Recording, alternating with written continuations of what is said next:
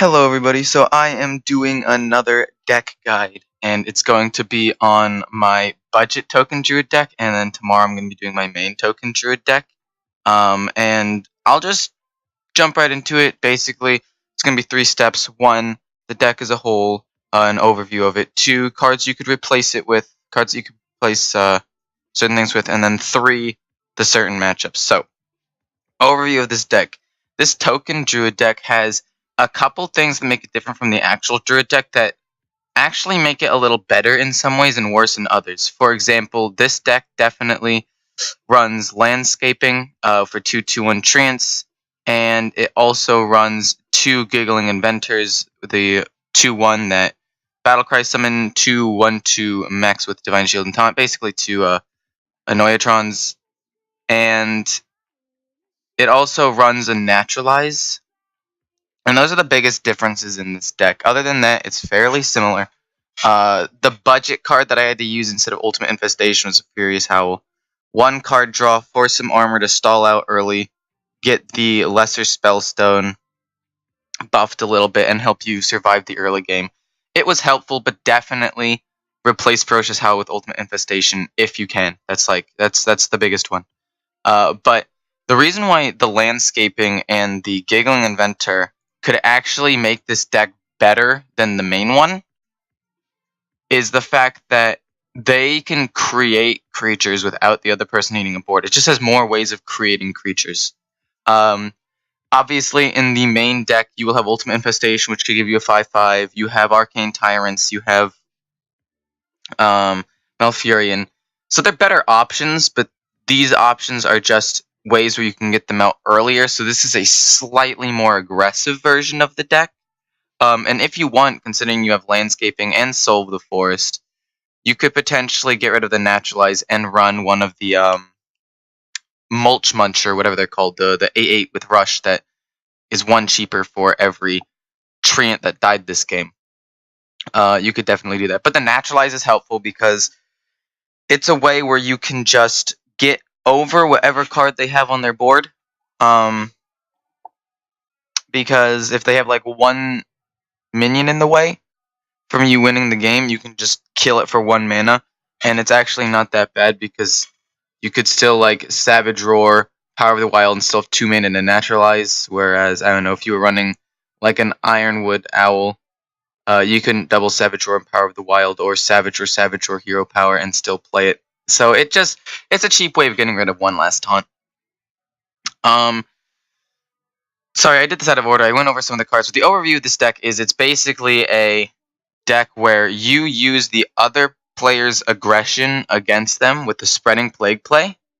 This is against an aggro deck, and it's very effective at swinging the tides. And honestly, I think that it really shines in multiple different aspects. Another one is the fact that with Whispering Woods, you can get an entire board of 1/1s a turn before a lot of decks like start getting really powerful. Because around turn 4 to 6 is when a lot of the like mid-range decks, 4 to 7 or something like that, they start getting super powerful. Whispering Woods is at the early range of that, so it's very possible that you get it out and you're able to hit with a lot of them, or pump them up a turn before a mid-range deck really pops off. You have Swipe to deal with Odd Paladin, so it's not even that bad of a matchup with Swipe and Spreading Plague. Like, you could Spreading Plague and then swipe all of their 1/1s, assuming they haven't leveled up yet, and that's pretty nuts. It's just, this deck, you go for the early ramp with Wild Growth. Since you don't have as much card draw, your Nourish tends to be used for card draw more than in the other deck, because in the other deck you have Ultimate Infestation is another way to draw cards, but in this deck you really don't have as many other ways to draw cards, other than Ferocious Howl, which is like 1. So Nourish isn't used to ramp as much, but then again, your curve isn't as high. You don't have as many late game cards, you don't have the Malfurion 7 drop, and you don't have 2 Ultimate Infestations. It stops at Spreading Plague, so the ramp isn't quite as important. As a whole, this deck is a slightly more aggressive version of its fully made counterpart, because you have to put in some budget cards like Landscaping and Giggling Inventor that are cheaper and still a pretty good value for what like you're getting out of them.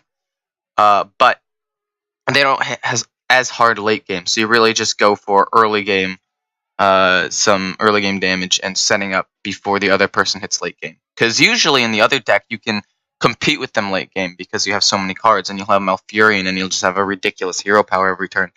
But this one, it's definitely more of a competition for the early game and getting set up.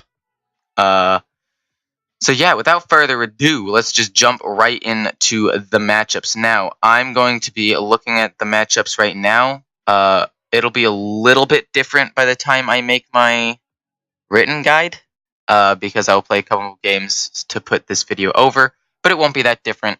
None of the matchups will really swing all that much. Against Druid, I'm 4-1 with this deck. This deck is a pretty good early game, and a lot of Druids actually don't run swipe. So if you can get out an early Whispering Woods, then you can actually pop off and do a lot of damage really early on.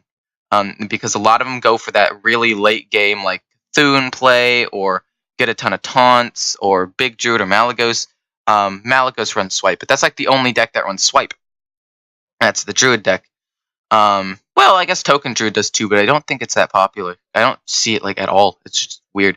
But anyway, Whispering Woods can really pop off here, and it allows you to do some pretty crazy things and do a lot of damage. And then you can Whispering Woods into Giggling Inventor if he does wipe your board, and if he doesn't, you can do that into like Power the Wild Savage Roar for a ton of early game damage, or whatever, or just Nourish because you still have a board of 1/1s.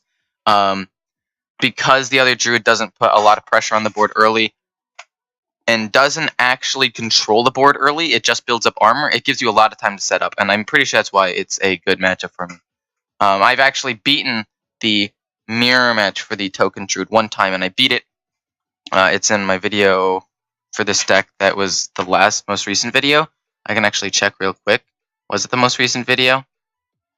It's not important. I think it was either the most recent or the second most recent video. I'm not going to take the time to check. Hunter. It beats Hunter because against Spell Hunter, they get out Wolves, you get out Spreading Plague, you pump up the Spreading Plague, you hit them for a lot of damage because they don't have any armor or any real way of defending themselves. And hopefully if you get a Power of the Wild, it pumps them up so they don't die to an Explosive Trap or a Rexar play. So, that's actually pretty solid. That's a pretty solid matchup for me, in my opinion. It's also a mid-range deck with limited removal where they can get tokens out with Death Rattle Hunter, but they can't compete with your wide Whispering Woods board or Giggling Inventor, and it just takes them too long to get through it, and you really have a chance to set up. Mage. I'm 1-0 against Mage, and I actually like the Mage matchup because a lot of the time I'm always upset because, okay, they wipe my board. Okay, every time I play against any deck, they wipe my board. But if you hold on to Whispering Woods or Spreading Plague for a little bit, because the Mage isn't going to be going aggressive, you play Whispering Woods, Soul of the Forest. This is probably the best combo against a Mage. Then they wipe the board one time with, say, a Blizzard or a Dragon's Fury. And unless they're lucky and have 2 Dragon's Furies in their hand, you're going to keep all of the 2/2s after he wipes it the first time. So it's actually a really good matchup in my opinion. Well, maybe not really good, but a better matchup than if you were playing like Odd Paladin or something like that. Because you go wide with this deck, but they have chance of just, surviving throughout the entire thing. Paladin is the only surprise, and it's 0-2. I think that it's 0-2 because I didn't have Spreading Plague before he leveled up. And also, if they Stonehill Defender and get Tarim, your level up play could be rendered mostly useless. So those two are a little bit of a bummer. And also, they produce so many 1/1s that he doesn't care about his Silverhand recruits and just trades them into your Whispering Woods play. So actually, and also a lot of odd Druids are teching Void Ripper for Spreading Plague. So obviously, they're going to need the cards in order to get over the Spreading Plague, and not all Odd Paladins tech in Void Ripper, although most of them do, and not all, and they don't always get Tarim. because it's an RNG based thing where Tarum is only pulled if Stonehill Defender gets him, and you need to get the Stonehill Defender and get lucky enough to get the Tarum, and it's not always the thing. But the Paladin does have a lot of options to deal with you. Priest, 0 and 1. Don't really remember this game very well. I think... Oh, no! Yes, I do. He played this weird combo deck where he had a Radiant Elemental, and then the next turn coined, made a copy of it, a 5/5 copy of it. Then the next turn made another 5/5 copy of it, and just was trading into my minions and then healing them back up, and then buffed them all, and I had no way of dealing with that. That was this deck's weakness. This deck's weakness is smaller boards of bigger cards, especially cards that have 5 attack that can get over Spreading Plague easily. That is the biggest weakness of this deck. Against Rogue, 3 and 1, pretty solid win rate. Beats Odd because they go fairly wide. Not super wide, but fairly wide. And they rely on combos, which require setting up. But then that also lets you set up, and you can set up, in my opinion, a little bit easier because you have some card draw at your disposal and the armor to defend yourself against some early aggression. Shaman 1 and 0. It's against an even Shaman. Same thing as the other aggro decks. Even Shaman makes a wide board. If they have a 0/3 totem that spawns some 1/1 Murlocs, you could just let them sit there and chill and build a massive board, and then you're just Spreading Plague, and they can't sideboard. They can't tech in Void Ripper or Volcano or Lightning Storm because it's a even deck. And this deck, I feel like it would struggle against Shudderwalk a little bit, because against Shudderwalk, since both of their big removal spells are 3 and 5 mana, they actually could double wipe your board.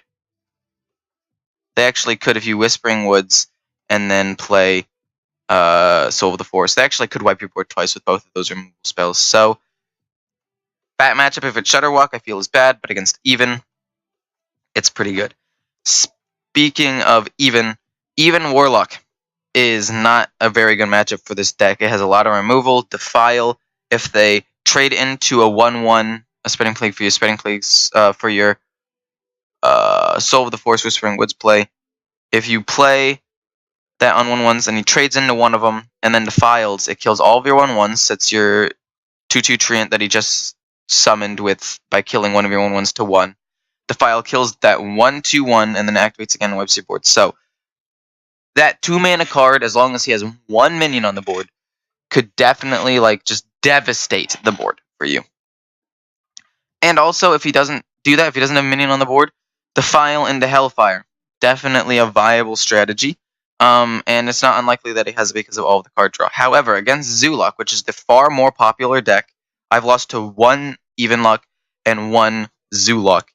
Basically, how it works is you let him go wide, you gain a ton of armor, you kill his, if you have a Spellstone, you kill his Light Warden, or his Imp, depending on what he has. You Whispering Woods. Hope he doesn't have Despicable Dreadlord. That's the one game I lost. He played Despicable Dreadlord the turn after I Whispering Woods. After he does that, you play Soul of the Forest on them and trade into his minions. Or if you have a lot of damage in your hand, you could play that and pressure him. Or you could alternatively, if you have Spreading Plague in your hand, trade into some of his minions and but get them down to 1 health. Sacrifice taking some extra damage and then Spreading Plague afterwards for huge Spreading Plague play. And honestly, that's the best I can come up with for this matchup. And these strategies have worked pretty well. The last one is Warrior, 1 and 1. This matchup's not super great for this deck. Whirlwinds and Warpaths and Blood Razors and all of the little removal that just pings small creatures destroy this deck. And Brawl, it's just not great. I don't know really how I won one. I think he was going odd. He had Dr. Boom out. He didn't really have a way of dealing with my board. He had some, he got a big mech. And I was able to get over that with Naturalize, because I think it was a taunt. And then I won the game. So let's just go into the general mulligans, because it doesn't change too much. For specific classes, it changes more specifically for matchups. So, say against Rogue, Shaman, and Paladin, and Warlock. Keeping Spreading Plague is not that bad. Against the control decks, keeping Whispering Woods is not that bad because you want to try to get early game pressure. And against the mid-range decks, Whispering Woods and Spreading Plague can both have a place in there. So if you're playing against a Hunter, which is pretty mid-range now, like not a lot of people, oops, I dropped the cup, are not going like super aggro with it anymore. So it's actually pretty decent to go mid-range Hunter, and in mid-range matchups, definitely Whispering Woods or Spreading Plague are pretty good. So I'm going to go into some of the just general keeps. Top priority, in my opinion, is probably Wild Growth and or Nourish. They just either ramp you up, give you cards, or... Well, no, those are the two things that they do. Those two cards are very good together. The last one that I would keep, this one's a little more flexible. Lesser Spellstone or Oaken Summons against a more aggressive matchup is fine. Against a slower matchup, don't go with Lesser Spellstone. Ideally, you get Oaken Summons or Ferocious Howl against slower matchups because you can start drawing cards and trying to get towards your combos faster. And also Landscaping. Those are the three cards that would fill in that last spot into a slower matchup. And against aggro matchups, as I said, Spreading Plague, but also Swipe along with the Nourish Wild Growth. Those are the basics. Giggling Inventor, I haven't played with him as much as with the other cards because I put him in later because I realized that he would be an amazing card for this deck. But I feel like he has the potential to be a keeper against some more aggro decks. Like it's a good alternative to Spreading Plague. If you don't have Spreading Plague and you don't want to risk maybe not drawing it because you don't have card draw in your hand, keeping Giggling Inventor might not be that bad. And then say he deals with that board, you can just Spreading Plague the next turn. So yeah, generally Wild Growth and Nourish, top tier, want to keep all the time against some aggro decks. Spellstone, Oaken Summons, Swipe, Spreading Plague. Those four are all pretty good, depending on what your game plan is. I would recommend against a Paladin, like that kind of aggro deck with a ton of 1/1s, keeping Swipe over like Oaken Summons or the Spellstone. But against like Zoolock, I'd keep Spellstone because he has a lot of minions with 2 health, and Spreading Plague over Swipe, although Swipe could still be helpful. But Swipe can't kill his Despicable Dreadlord or buffed up minions, so it's really up to how you want to play. Do you want to play... Is your game plan playing around the turn 6 Spreading Plague to swing the board, or is it try to control the board a little more early on so things don't get out of hand, and then getting a mediocre Spreading Plague or getting a Whispering Woods that goes unpunished? That's how you play early matchups. I mean aggro matchups. And then mid-range, you could keep pretty much anything. Oaken Summons is pretty solid because they don't have a way of dealing with it, and you could get out a decent amount of 1/1s. Whispering Woods is a ton of 1/1s before they can actually deal with it. Obviously Wild Growth, Nourish. Spreading Plague, I wouldn't actually say is a viable keep in this deck, because if they pop off and get a wide board, you don't want to have Spreading Plague, you want to have earlier stuff, but it's still a good card to have that you draw into. It's just not so high priority that you keep it. And then against the slow matchups, I'd go with probably Oaken Summons to get something out and some 1/1s because you're probably going to get a Violet Teacher. Whispering Woods and Giggling Inventor, because Giggling Inventor, those things will probably live through removal, so that's actually really good. So no, yeah, Giggling Inventor into a slow matchup is actually really good because it's a way of getting 3 minions that you can pump up and do damage, and 2 of them are fairly durable. And that's about it. Honorable mention, Spellstone, if you want to. I'd say that could be a keepable card in every single matchup, but I would say it's not like super high priority because, I don't know, in mid-range, it can kill any of the mid-range stuff because you'll pump it up at least once by that time. Kills things early on, and late game for the slower decks, it could deal a lot of damage to some big minions later on. So, like, it's still a pretty decent card if you want to keep it and upgrade it throughout the game. So if that's what you want to do, that's okay, but it's not what I personally would recommend. Cards definitely keep Wild Growth Nourish. Other than that, I've given you a guideline on what to keep, but really it depends on your playstyle. Like Spreading Plague, if your playstyle is more swing the game, I'd keep Spreading Plague a little bit more into some matchups, just not slow matchups. Absolutely not slow matchups. If yours is to get early game pressure and try to win the game faster before you get in danger, because the Spreading Plague one, the reason why that's not as good of a strategy, or its weakness, is that you might not live through 6 turns if they pop off hard enough. So you're like, okay, well, I don't want to run that risk, so I'm going to go with Whispering Woods, a Whispering Woods style of gameplay, where I try to get that out on turn 4 and live that way. Or you could go with, I don't know, Oaken Summons and then try to pop off a Violet Teacher. It's up to you. This actually is a very flexible deck, and a lot of the keeps work. Don't keep Savage Roar, like, ever.